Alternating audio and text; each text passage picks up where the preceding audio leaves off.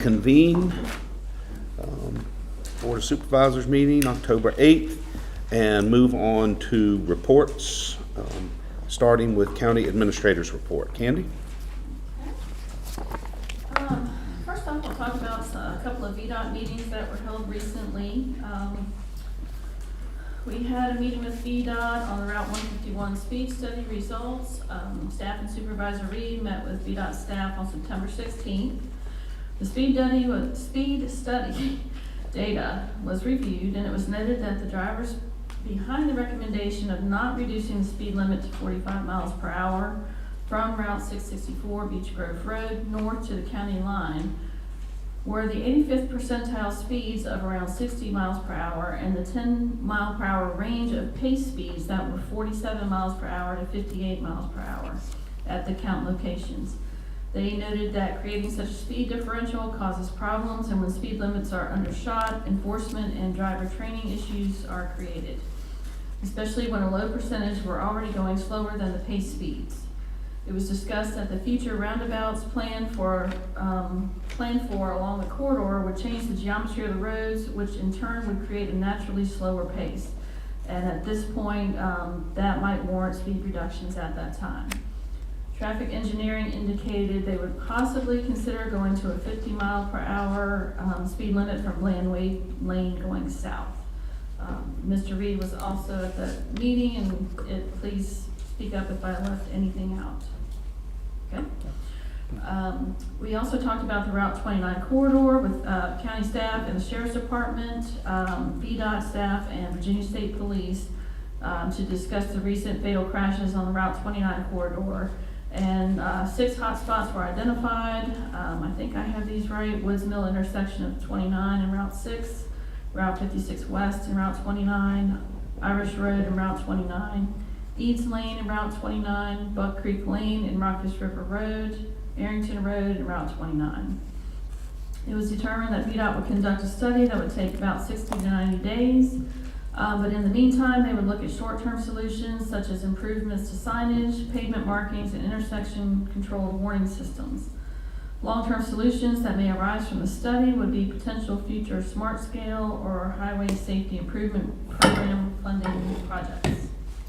The conduct of a public listening forum by the Sheriff's Department was agreed upon with VDOT, Virginia State Police, and Board of Supervisors being invited to attend and hear citizen concerns.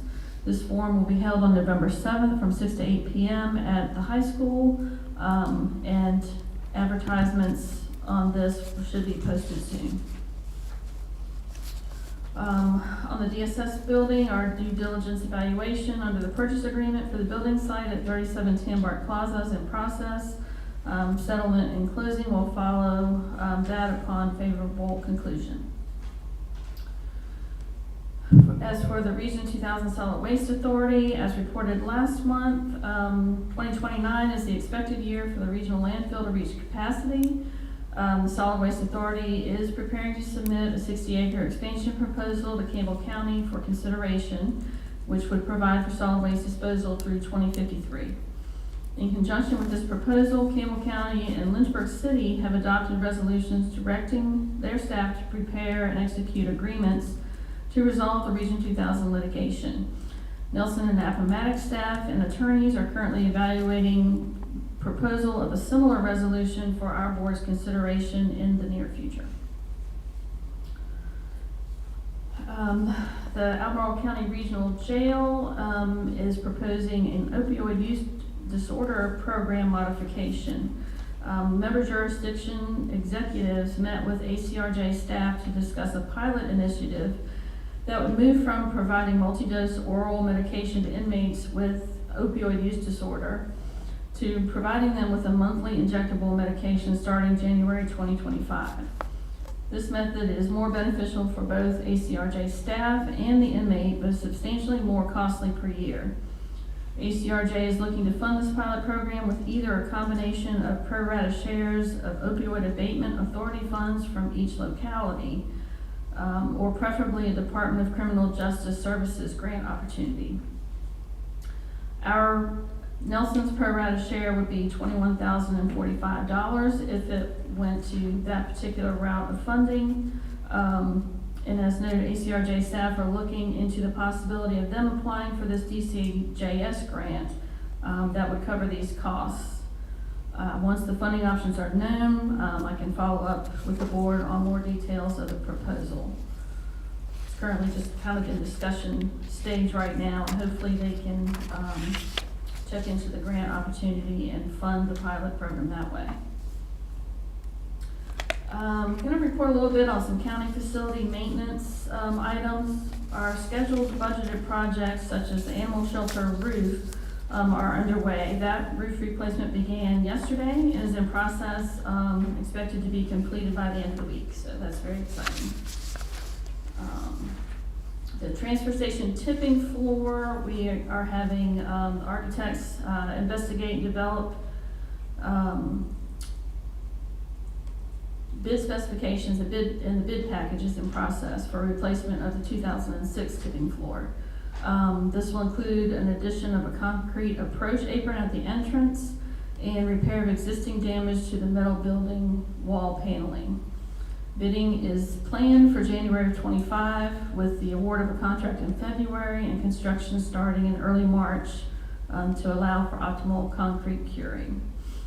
So, and the purpose of the concrete approach apron is kind of twofold. Right now it's gravel, and making it concrete will allow for us to maintain operations while the tipping floor is being replaced. We can use that concrete apron, and then it'll just make it a nicer approach down to the tipping floor thereafter. We're currently getting quotes for routine carpet cleaning in the Emergency Communication Center, the courthouse, and social services. We are getting some quotes for signage at the courthouse complex, the registrar's office, and McGinnis building for a refresher in the coming month.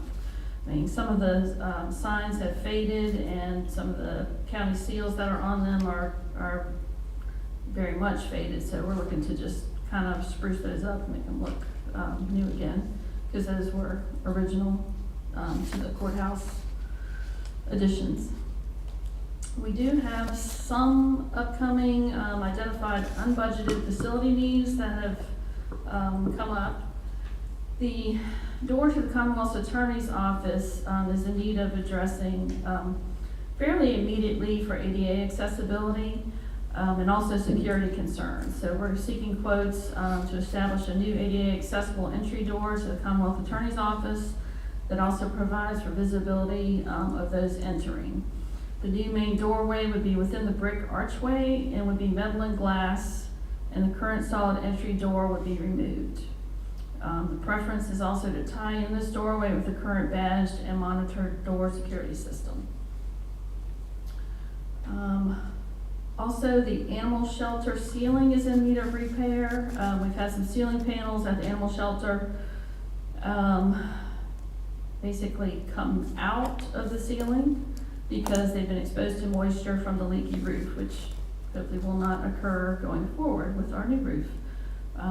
Staff is looking at getting quotes for this repair, and hopefully that can be done in the near future as well.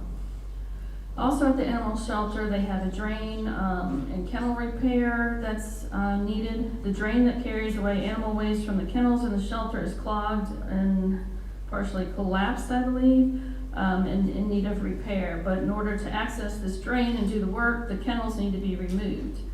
My understanding is that these kennels are original to the shelter, which is at least, I think, at least 24 years old. It's been there since I've been here, so.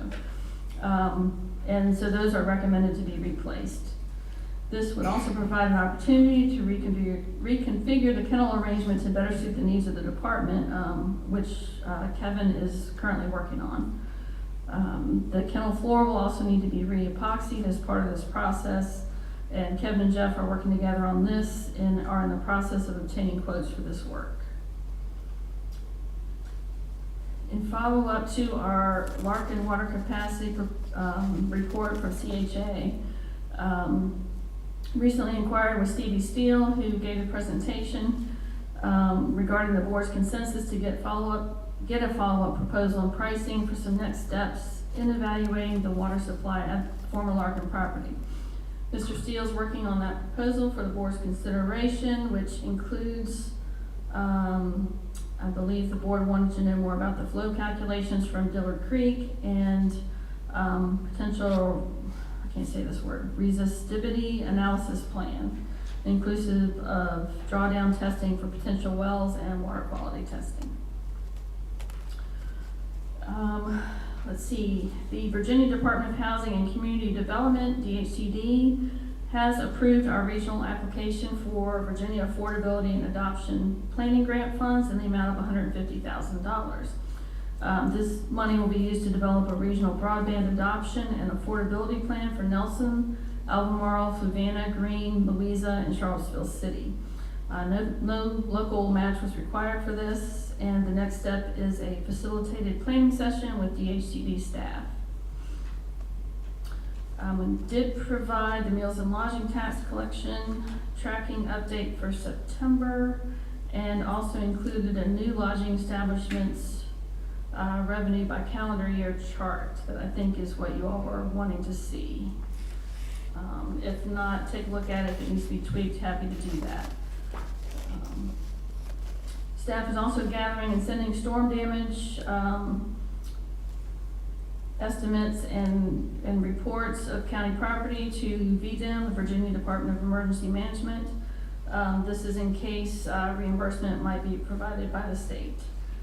Our primary damage was sustained at the Blue Ridge Tunnel Trail, and then we had the Fauquier Volunteer Fire Department, I believe,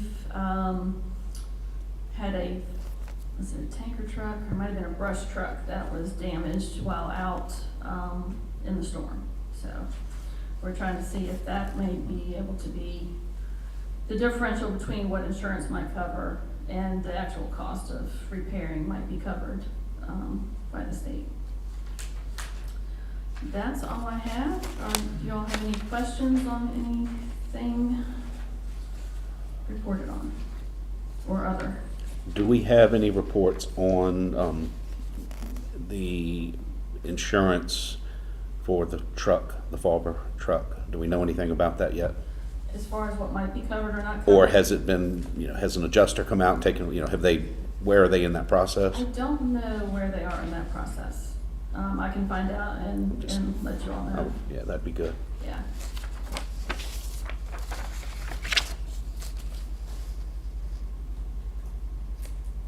Anybody have any questions for Candy? I have one about the VDOT meeting, but I'll wait until directives for that. Okay. All right. Thank you. Next, we have board reports. Anyone have anything to share?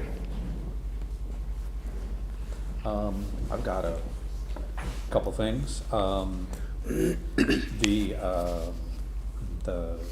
The Planning Commission approved the major site plan for the DeLander, which is the adult living facility off of 151.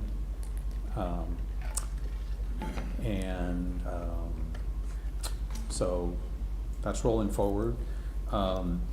I mentioned at the board retreat that the school board had reported that all 4 schools are fully accredited with no conditions, which is a huge deal for them. Other aspects from that report that I didn't share, the chronic absenteeism for all of the schools has been significantly decreased, and both the grammar schools have been raised to what they call level 1, which is the least significant problem with absenteeism, which of course is something they're always dealing with, but that's an increase in what they've been doing. The achievement gaps in English for the middle school has tightened up, and so the schools are doing extremely well on a lot of things. At Ty River, the English achievement gap has also been tightened up. They have been able to, because they have custodial positions and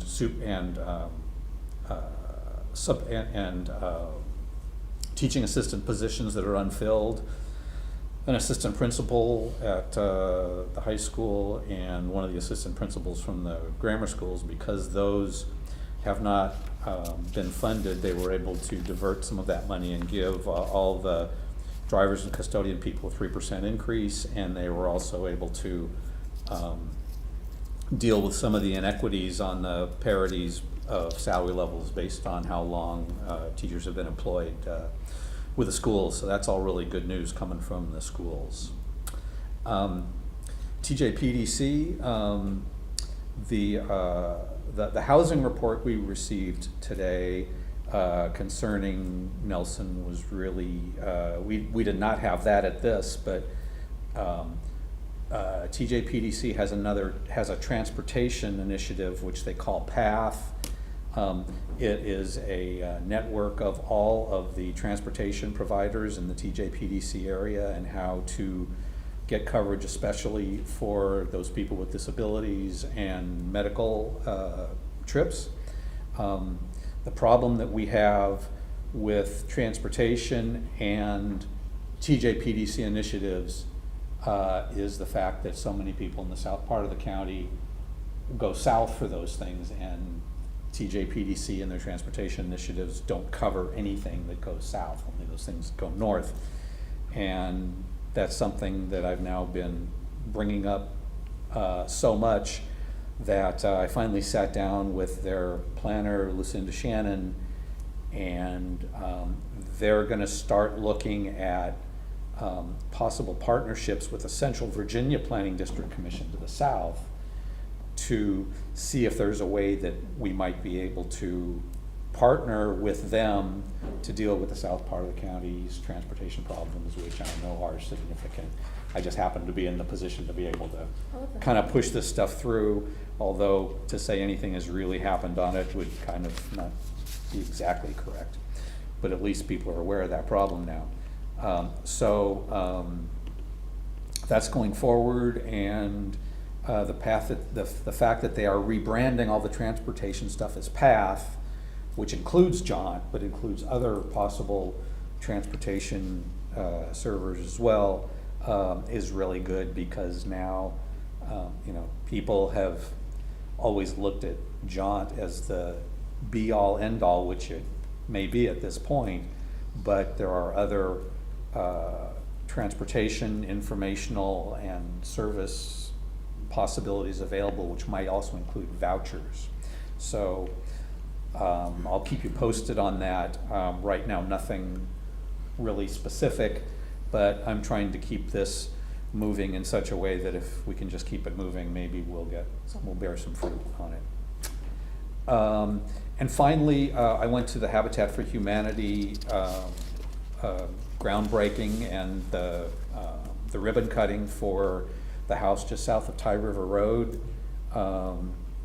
And that's a house that's the second, I believe, of 3 that Habitat for Humanity is working on. They're now starting on another house in the same district, where a significant amount of the labor for those houses is provided by Nelson County High School Trades Program, and having the trades program has been just absolutely instrumental in being able to make all that happen. Virginia Housing and TJPDC and the Building Goodness Foundation have provided and Habitat have provided the financial piece to make all those happen, but the ability for the county to be involved in that and for our students to be creating housing for people in the county, one structure at a time, is really huge. So I'm thanking them for that. That's it. That it? Jessica? I have no reports. I have some things for directors. Okay.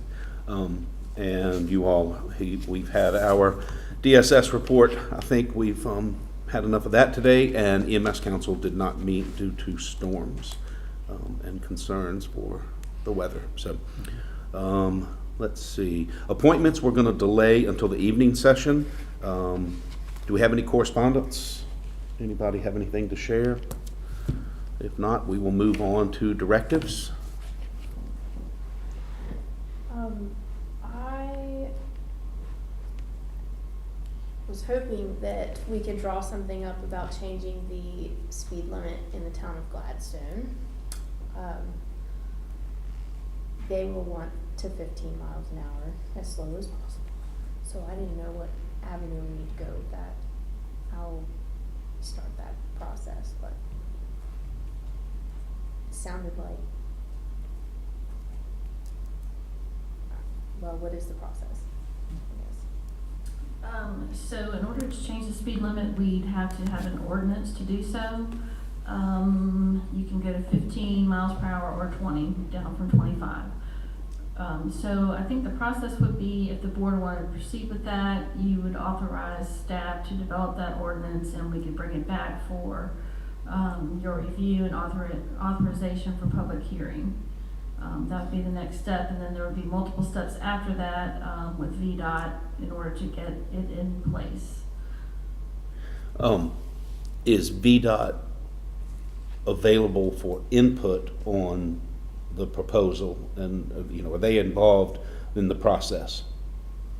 I mean, I know we now have the authority to do this, but they've been doing it a lot They longer than we provided have. some guidance about how to do it. I think they've been down and looked at the area, and they provided some information in an email to a citizen. I think it was Mr. Zelinsky that had contacted them. So it sounds like it meets the criteria in terms of it's in a somewhat of a residential area, the main area that I think they're talking about reducing that speed limit. Is that Yep. correct? Yep. So they provided that type of input. They're not gonna say whether or not they think you should do it. They're not gonna give you that kind of input, I don't think. At least not publicly. So, I mean, we can involve them as much as you want and try to get some opinion from them during the process, but, my understanding is it's pretty much just a local decision.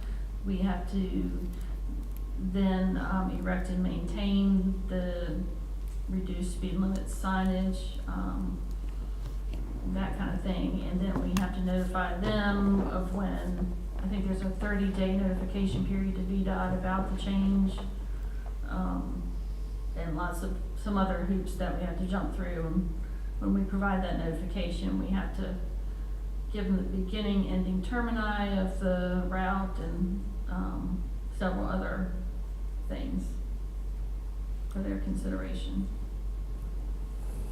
Yeah, and we have to have a public hearing, of course, connected Yes, with we the would have to ordinance. have a public hearing, because it isn't an ordinance, yes.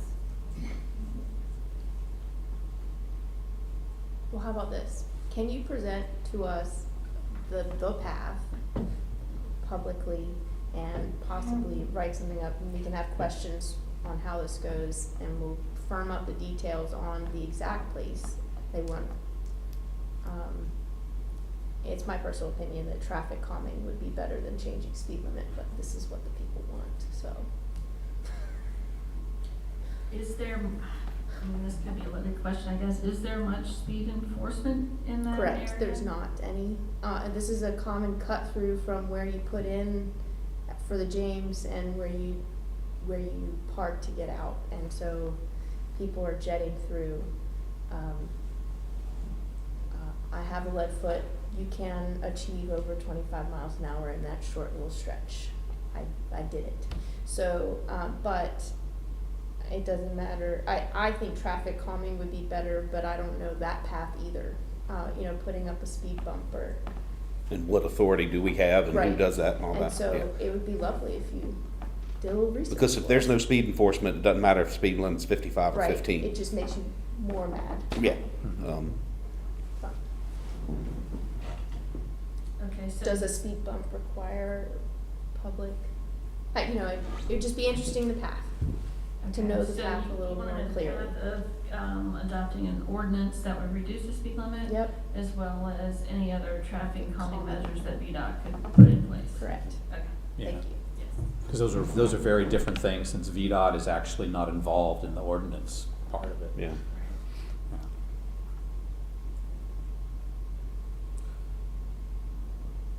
And while you're at it,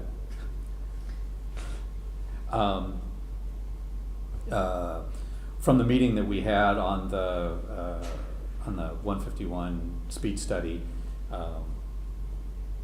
the data that they gave us was that south of Blandwade Lane, we were 1 mile an hour short from being something that they would clearly be able to do, as opposed to possibly consider the key words, which is what they said. I think we should consider doing that, because there doesn't appear to be any clear way to influence the current situation on 151, with the possible exception of our traffic presence, which we're now going to have, which will be a really big thing. But having it drop to 50 when you're coming down south, coming towards Rockfish River Elementary, I think is going to be something that would clearly be beneficial, and then be doubly supported by the school zone right beneath it. So, and I think the 45 mile an hour, which it kicks into about 3/4 of a mile down the road, having it 50 from there would be, from there north would be really good. So let's just see what we can get from VDOT on this, see if we can get a 5 mile an hour decrease in the speed limit in that area. It was the only thing they gave even a hint of something we could do in the shorter term. So I think we ought to try for it and see what they have to say about it. Okay, and I'll find out if that requires specific board action in order to get that rolling, so. Okay. Thank you. That's all I have. Right? Mm-mm. Nothing. Not bad. Anything else you all have before we adjourn? Sure. Would you just come across the road to join us and hang out, or did you have something in particular? No, Just coming to visit? maybe you had something in particular. All right, we will adjourn this meeting until the evening session and reconvene at 7 p.m. Thank you. Can we do that in a motion in a second form? I can't just do that. No. I will entertain a motion that we adjourn and continue this meeting at the 7 p.m. evening session. So moved. Do we have a second? Second. All those in favor signify by saying aye. Aye. Aye. Chair votes aye. We are adjourned. Thank you, ma'am. Keeping me in line.